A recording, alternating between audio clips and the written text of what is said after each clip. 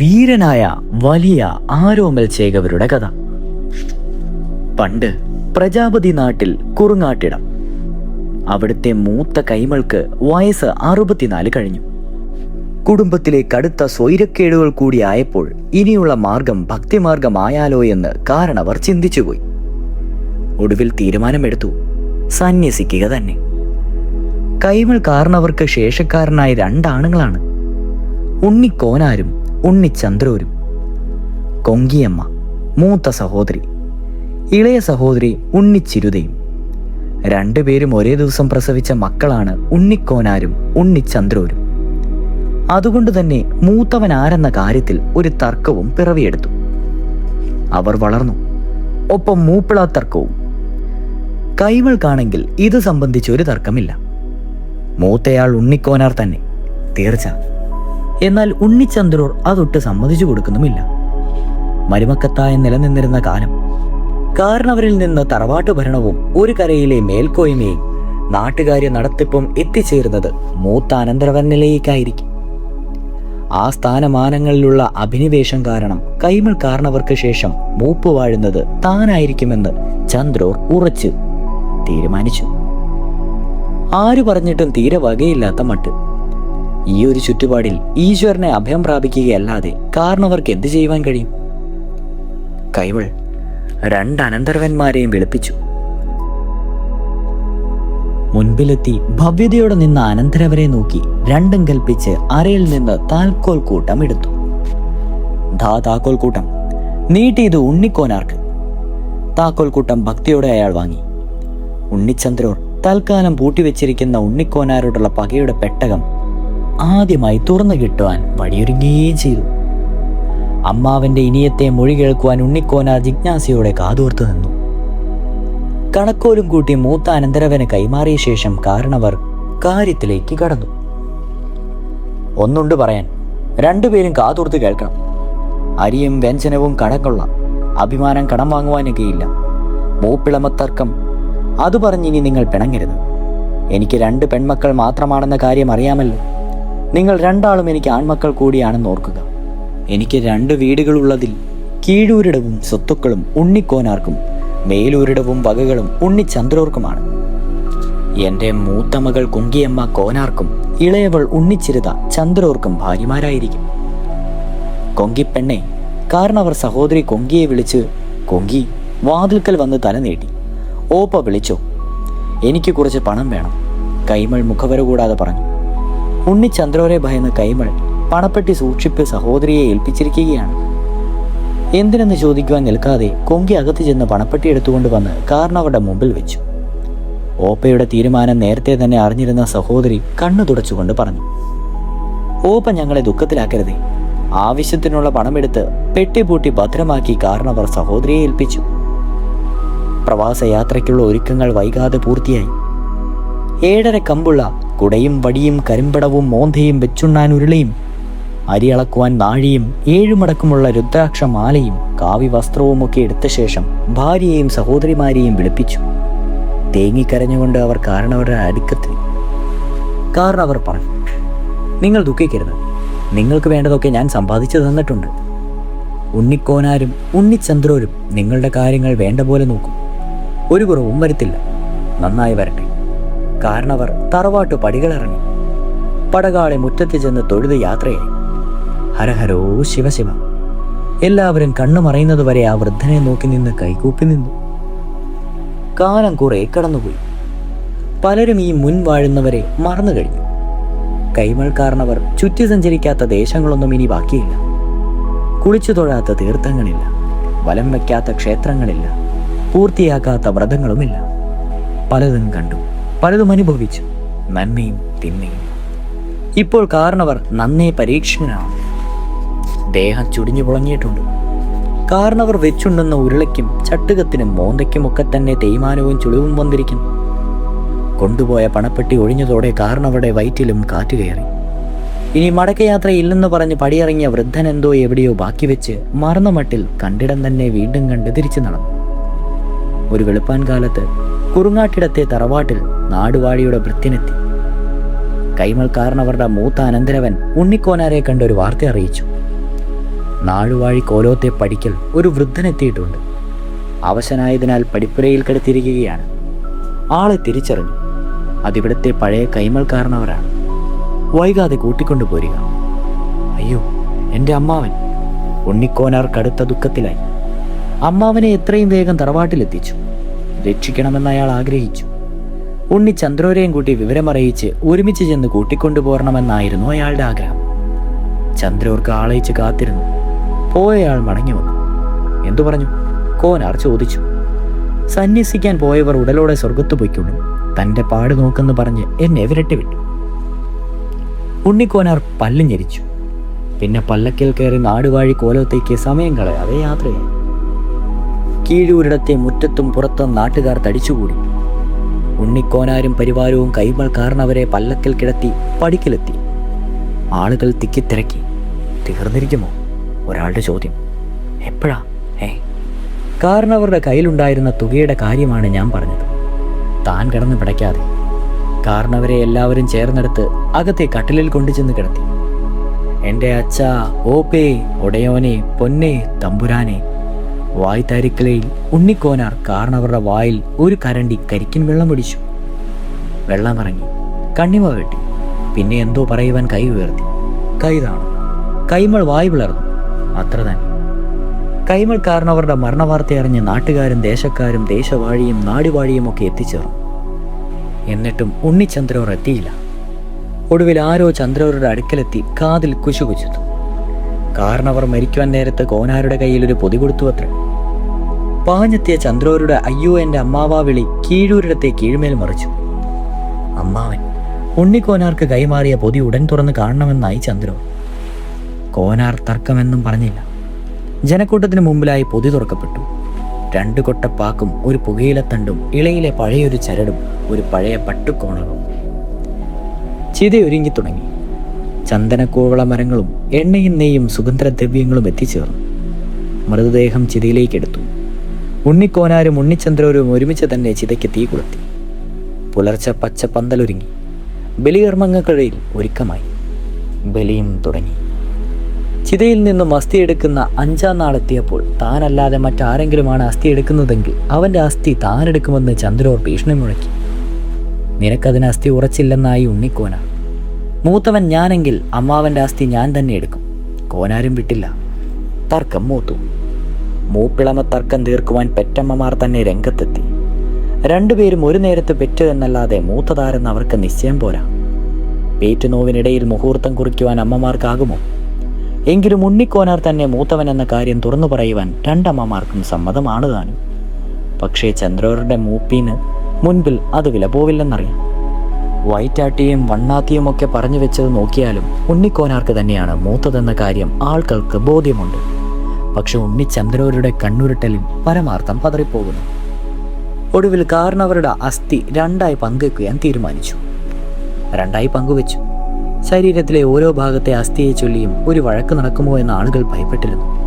ഭാഗ്യം, അതുണ്ടായില്ല. അസ്ഥിയുമായി 2 പേരും 2 വഴിക്ക് പിരിഞ്ഞു. പിന്നെ വഴക്കും പല വഴിയായി. നെല്ല്, അരി, വരിക്കച്ചക്ക, മാങ്ങ, തേങ്ങ, പാക്ക്, വയൽ, വിത്തുകലം, ഞാറ്റടി തുടങ്ങി കിണർ, തൊട്ടി, കയർ, പാതാളക്കരണ്ടി, വെറ്റിലത്തട്ടം, ചുണ്ണാമ്പ് കരണ്ടം, പാക്കുവെട്ടി പഠിക്കം വഴി നീങ്ങിയ മൂപ്പുവയ്ക്ക് മുക്കുവൻ പങ്കിട്ട മീനിൻ്റെ പേരിൽ 1 കുഴത്തു. ഉണ്ണിക്കോനാർ പക്ഷത്ത് 4 ചത്തപ്പോൾ ഉണ്ണിച്ചന്ദ്രോർക്ക് 8 ചത്തു. മൂപ്പുവഴക്കങ്ങനെ മൂത്തുമൂത്ത് ഒടുവിൽ നാടുവാഴി ഇടപെട്ടു. നാടുവാഴി ഒരു നിർദ്ദേശം വെച്ചു. തൃപ്പാങ്കോട്ടപ്പൻ്റെ മുൻപിൽ സ്വർണവും വെള്ളിയും വെവ്വേറെ പൊതിഞ്ഞു വയ്ക്കാം. ഉണ്ണിക്കോനാരും ഉണ്ണിച്ചന്ദ്രോരും കണ്ണുകെട്ടി ചെന്ന് പൊതിയെടുക്കട്ടെ. സ്വർണ്ണപ്പൊതി കിട്ടുന്നവൻ മൂത്തവൻ, വെള്ളിപ്പൊതി കിട്ടുന്നവൻ ഇളയവൻ. തലകുലുക്കി 2 പേരും സമ്മതിച്ചു. ഒരുപോലെ പൊതിഞ്ഞ 2 പൊതികൾ നാടുവാഴി തന്നെ ക്ഷേത്രനടയിൽ വെച്ചു. ആദ്യം താനെടുക്കാമെന്നായി ചന്ദ്രൂർ. കോനാർ സമ്മതിച്ചു. വഴക്കെങ്ങനെയെങ്കിലും തീരട്ടെ. 2 പേരും എടുത്ത പൊതി നാടുവാഴി തുറന്നു. സ്വർണം കിട്ടിയത് ഉണ്ണിക്കോനാർക്ക്, ചന്ദ്രൂർക്ക് വെള്ളി. ആളുകൾ ആർത്തു വിളിച്ചു, ഉണ്ണിക്കോനാർ മൂപ്പുവാൾ, ഉണ്ണിക്കോനാർ മൂപ്പുവാൾ. ഒപ്പം ഉണ്ണിച്ചന്ദ്രൂരും ഉറക്കെ തന്നെ വിളിച്ചു പറഞ്ഞു, സ്വർണം കിട്ടിയാലും മൂപ്പെനിക്ക്, വെള്ളി കിട്ടിയാലും മൂപ്പെനിക്ക്. അതെങ്ങനെ? നാടുവാഴി ചോദിച്ചു. തൃപ്പാങ്കോട്ടപ്പനെ എനിക്കത്ര വിശ്വാസം പോരാ. ദൈവത്തിനുമുണ്ട് പക്ഷഭേദം. കക്ഷി കൈക്കൂലി വാങ്ങിയിരിക്കും. ചന്ദ്രോർ ഉറക്കെ ഒരു ചിരിയും പാസാക്കി പുറംചൊറിഞ്ഞ് നിന്ന് കളഞ്ഞു. ഇനി ഒന്നേയുള്ളൂ മാർഗം, നാടുവാഴി പറഞ്ഞു. രണ്ടാളും ആളെ വരുത്തി അംഗം ജയിക്കുക. ജയിക്കുന്നയാളുടെ പക്ഷക്കാരനാണ് മൂപ്പെന്ന് വരാം. അത് കേട്ടപാടെ തന്നെ ചന്ദ്രോർ സമയം കളയാതെ കാച്ചുമുറുക്കി ഇറങ്ങി. നേരെ പോയത് കോലോത്തു നാട്ടിലെ ഏഴംഗം വെട്ടി ജയിച്ച ആനയെ മയക്കുന്ന അരിങ്ങോരുടെ വസതിയിലേക്ക്. അച്ചാരം നൽകി ചന്ദ്രോർ മടങ്ങി. അംഗം ആണ്ടുമാസം തീയതി എന്ന വഴിയെ അറിയിക്കും. ഉണ്ണിക്കോനാർ ആലോചനയിൽ മുഴുകി.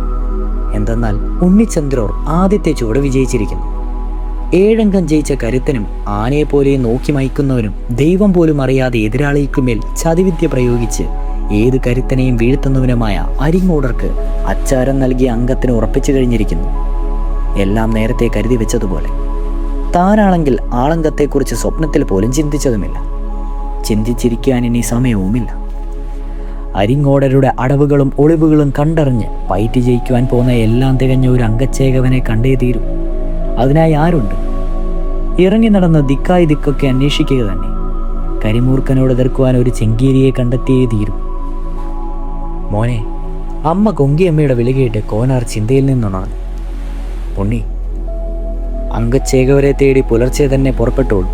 എല്ലാ ഏർപ്പാടും അമ്മ ഒരുക്കിയിട്ടുണ്ട്. നേരം പുലർന്നു. 21 ആൾക്കാർ ഒരുങ്ങി നിന്നു.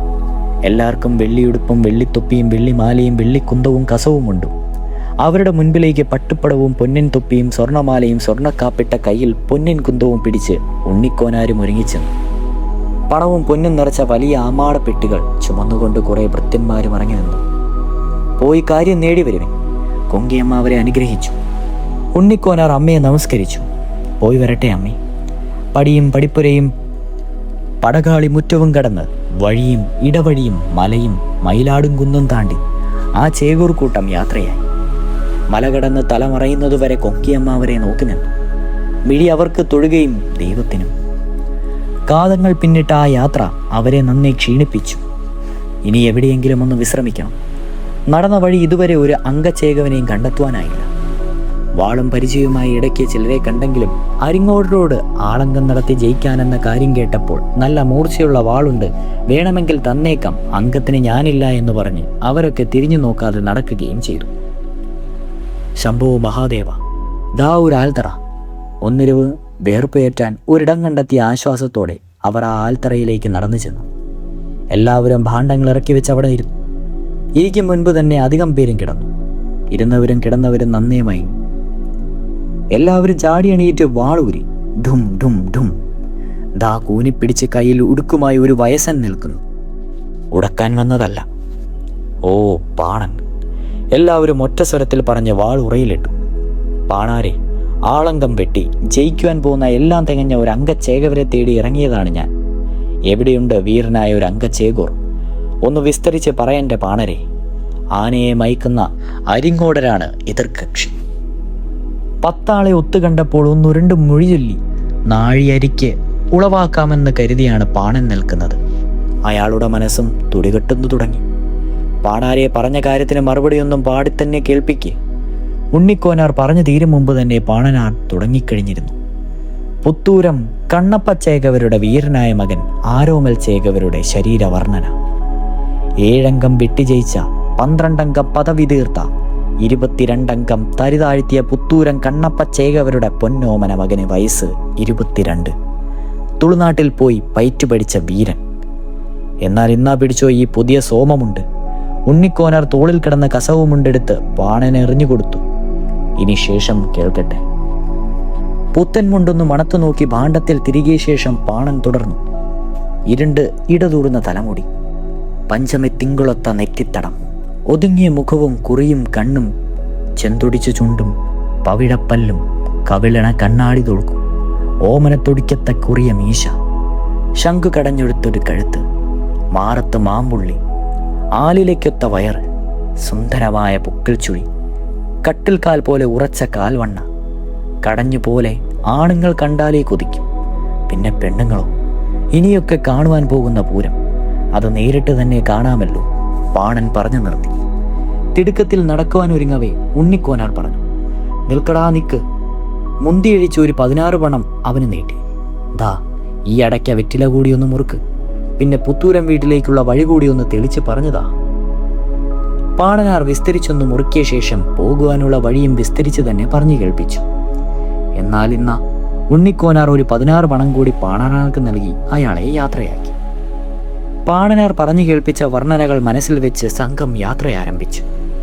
വെട്ടുകുഴിയും ചരൽപ്പറമ്പും കോഴിൽക്കത്തൽ മലയും താണ്ടി വടക്കോട്ട് ഒരു നാഴിക കടന്ന് മേനോൻ പറമ്പും പുഴയോരവും ചിറയും ആരുക്കുഴിയും കടന്ന് പിന്നെയും ഒരു നാഴിക നടന്ന് തൃപ്പാങ്കോട്ടപ്പന് പടം നടക്കി വെച്ച പായസവും കഴിച്ച് ഉച്ചയൂണ് ഒന്ന് വിശ്രമിച്ച ശേഷം വീണ്ടും യാത്ര തുടർന്നു. സമൃദ്ധമായ തെങ്ങിൻ തോപ്പുകളും കമുകിൻ തോട്ടങ്ങളും പിന്നിട്ടവർ കറുത്തനാർ നാടിൻ്റെ വടക്കേയറ്റം വിസ്തൃതമായ പുത്തൂരം വീട്ടിനക്കരെ സന്ധ്യ മയങ്ങി തുടങ്ങി. എല്ലാവരും അവിടുത്തെ ഒരു സത്രത്തിൽ അന്തിയുറങ്ങി. പൂങ്കോഴിച്ചാത്തൻ കൂകി. നേരം പുലർന്നു തുടങ്ങിയതേ ഉള്ളൂ. ഉണ്ണിക്കോനാരും സംഘവും പുത്തൂരം വീട്ടുമുറ്റത്ത് ചെന്നു കയറി മുല്ലത്തറയിൽ ഒരു ഭാഗത്തായിരുന്നു. കണ്ണപ്പച്ചേകവരുടെ ഇളയമകൾ കുട്ടിമാണിപ്പെണ്ണ് മുറ്റമടിക്കാനിറങ്ങവേ ഈ സംഘത്തെ കണ്ടൊന്ന് അന്താളിച്ചു. അവൾ ചൂയതാടിയിട്ട് അച്ഛനെ വിളിച്ചു. കണ്ണപ്പച്ചേകവർ പുറത്തേക്ക് വന്നു. മുല്ലത്തറയിൽ വിശ്രമിക്കുന്ന സംഘത്തെ കണ്ണപ്പൻ ആകെ ഒന്ന് കണ്ണൊഴിഞ്ഞു. അവർ ഒന്ന് കുനിഞ്ഞു. കുഴപ്പക്കാരല്ല, നിങ്ങൾ വളരെ അകലെ നിന്ന് വന്നവരാണ്. കണ്ണപ്പൻ വിളിച്ചു ചോദിച്ചു. നിങ്ങൾക്ക് എന്താ വേണ്ടത്? നെല്ലോ വിത്തോ കന്നുകാലികളോ? സംഘം തിടുക്കത്തിൽ കണ്ണപ്പന്റെ അടുക്കിലേക്ക് നീങ്ങവേ തൊഴുത്തിൽ കന്നുകാലികളൊന്ന് കലമ്പൽ കൂട്ടി. ഉണ്ണിക്കോനാർ കണ്ണപ്പനോട് കാര്യങ്ങളൊക്കെ വിസ്തരിച്ച് പറഞ്ഞ ശേഷം ഇങ്ങനെ കൂട്ടിച്ചേർത്തു. അതിനാൽ മൂപ്പ് നിശ്ചയിക്കുവാനുള്ള അംഗം വെട്ടുവാൻ ഒരു വീരനായ ചേകവരെ തേടി ഇറങ്ങിയതാണ്. അനുജൻ ചന്ദ്രോർക്ക് അരിങ്ങോടരെ കിട്ടി. ആനയെ മയക്കുന്ന അരിങ്ങോടർ. ഞങ്ങൾക്കും ഒരു... ഉണ്ണിക്കോനാർ പറഞ്ഞു മുഴുമിപ്പിക്കുന്നതിന് മുൻപ് കണ്ണപ്പൻ പറഞ്ഞു. അരിങ്ങോടർക്ക് ചതിപ്രയോഗമാണ് കൂടുതൽ. കള്ളക്കോലുംകാരൻ. അതിന് സാരമില്ല. എൻ്റെ മുതുക് കുനിയുന്നതും തല നരച്ചതും ഒന്നും കാര്യമാക്കണ്ട. ഇനിയും ഒരംഗത്തിന് ബാല്യമുണ്ട്. അല്ല, ഞങ്ങൾക്ക്... ഉണ്ണിക്കോനാർ മടിച്ചു പറഞ്ഞു. ഞങ്ങൾക്കാവശ്യം മകൻ ആരോമൽ ചേകവരെയാണ്. ഈശ്വര! കണ്ണപ്പൻ നെഞ്ചത്ത് കൈവച്ചു. ആരോമൽ കിടാവോ? എൻ്റെ പൊന്മകനോ? കണ്ണപ്പ ചേകവർ വല്ലാതെ കണ്ണുമിഴിച്ച് അകത്തേക്ക് പോയി. ഉമ്മറത്തെ ചുമരിൽ തൂക്കിയിരുന്ന പഴയൊരു പരിച നിലത്ത് വീണുരുണ്ട് മുഴക്കമുണ്ടാക്കി. കളരിക്കകത്ത് നിന്ന് ആരോമൽ ചേകവർ ഈ സംസാരമൊക്കെ കേട്ടിരുന്നു. ആരോമൽ പതുക്കെ പുറത്തേക്കിറങ്ങി വന്നു. ഇരുളിലെ മിന്നൽ പിണർ പോലെ, പൂത്ത കൊന്നമരം പോലെ നടന്നെടുത്ത ആ യുവ കോമളനെ കണ്ട് ഉണ്ണിക്കോനാരും സംഘവും അറിയാതെ എഴുന്നേറ്റ് നിന്ന് തൊഴുതുപോയി. ഇരിക്കിൻ. ആ കരുത്തൻ 2 കൈകളും ഉയർത്തിയപ്പോൾ ഭുജങ്ങൾ 2 പൂച്ചക്കുട്ടികൾ പോലെ പേശയ്ക്ക് ഉയർന്നതാണ്. അച്ഛനോട് കാണിച്ചതിലധികം ആചാരമൊന്നും ആരോമലിനോട് വേണ്ട. ഉണ്ണിക്കോനാർ മടുപ്പിച്ചിരുന്നപ്പോൾ സംഘവും ഇരുന്നു. വെറ്റിലത്തട്ടം സംഘത്തിന് മുൻപിലേക്ക് നീക്കിവെച്ച് ആരോമൽ ചേകവർ ചോദിച്ചു. എതിർപക്ഷത്തെ ചേകോർ ആരാന്നാണ് പറഞ്ഞത്? അരിങ്ങോടർ. കോലത്ത് നാട്ടിൽ അരിങ്ങോടർ. കാതു പൊട്ടിക്കാതെ പതുക്കെ പറയും. ആരോമൽ ചോദിച്ചു. ന്യായം നിങ്ങളുടെ പക്ഷത്തോ മറുപക്ഷത്തോ? നാടുവാഴി മുതൽ വൈറ്റാട്ടി വരെ ഞങ്ങളുടെ പക്ഷത്തുണ്ട്. ഉണ്ണിക്കോനാർ വിനയത്തോടെ അറിയിച്ചു. മൂത്തതും മൂപ്പ് വാഴേണ്ടതും ഈ ഉണ്ണിക്കോനാരാണ്. എന്നാൽ ന്യായം ജയിക്കും, ആരോമൽ പറഞ്ഞു. അരിഞ്ഞോടുന്നവൻ അരിങ്ങോടർ. ചതിയുടെ ആൾ രൂപം. കോളാമ്പി കയ്യിലെടുത്ത് ഒന്ന് നീട്ടിത്തുപ്പി. ആരോമലിന്റെ മുഖഭാവം മാറി. ആനയെ മയക്കുന്ന അരിങ്ങോടരെ തോൽപ്പിച്ച ഉണ്ണിക്കോനാർക്ക് മൂപ്പാഴുവാൻ അങ്കപ്പണം കെട്ടിക്കൊള്ളിൻ. ആരോമൽ തയ്യാർ. ആരോമൽ പറഞ്ഞു. എനിക്ക് പുത്തരിയംഗം കഴിഞ്ഞിട്ടില്ല. ഒരു ചതിയനെ വകവരുത്തി തന്നെ പുത്തരിയംഗം ജയിക്കണമെന്നാണ് എനിക്കിപ്പോൾ. ഉണ്ണിക്കോനാർക്ക് സന്തോഷമായി. തുറക്കിനടാ പെട്ടി. ആമാടപ്പെട്ടികൾ 1-2 തുറന്നു വെച്ചു. വീട്ടുകിഴിയും നാട്ടുകിഴിയും ഒക്കെ കനമുള്ള നിന്ന് 11 കിഴികൾ ആരോമലിന്റെ കായ്ക്കൽ വെച്ചു. ആരോമൽ എങ്ങോ നോക്കി അനങ്ങാതെ ഇരുന്നു. അത് കണ്ട് 4 സ്വർണ്ണക്കിഴി കൂടി വെച്ചു. മിണ്ടാട്ടമില്ല. പിന്നെ ഒരു 7, പിന്നെ ഒരു 10. ഇതൊക്കെ കൂടി എൻ്റെ വാളിനും പരിചയ്ക്കും തികയില്ല. ആരോമൽ പുറംതിരിഞ്ഞു. ഉണ്ണിക്കോനാർ മടിക്കാതെ ഒരു 16 കിഴിയും കൂടി വെച്ചു. ദാ എടുക്കിൻ. അത് നോക്കിയിട്ട് ആരോമൽ പറഞ്ഞു. എൻ്റെ ശിഷ്യൻ വരും. ഉണ്ണിക്കോനാർ ഒരു 16 കിഴി കൂടി വെച്ചു. എന്നാൽ പിന്നെ മച്ചുണൻ ചന്തു കൂടെ പോരി. പൊന്നു ചേകോരെ, ഉണ്ണിക്കോനാർ ആരോമലന്റെ കാലു പിടിച്ചു. അംഗം നടത്തിയും അങ്കപ്പണം വെച്ചും പരിചയമില്ല. ഇത് പുത്തരിയാണ്, ഉണ്ണിക്കോനാർ പറഞ്ഞു. പുത്തരിയിൽ കല്ലുകടി വേണ്ട. ഇനി ചേകോർ തന്നെ പറയുക. എന്നാൽ കേട്ടോളിൻ, ആരോമൽ വിസ്തരിച്ചു പറഞ്ഞു. എനിക്കും ഇത് പുത്തരി അംഗമാണ്.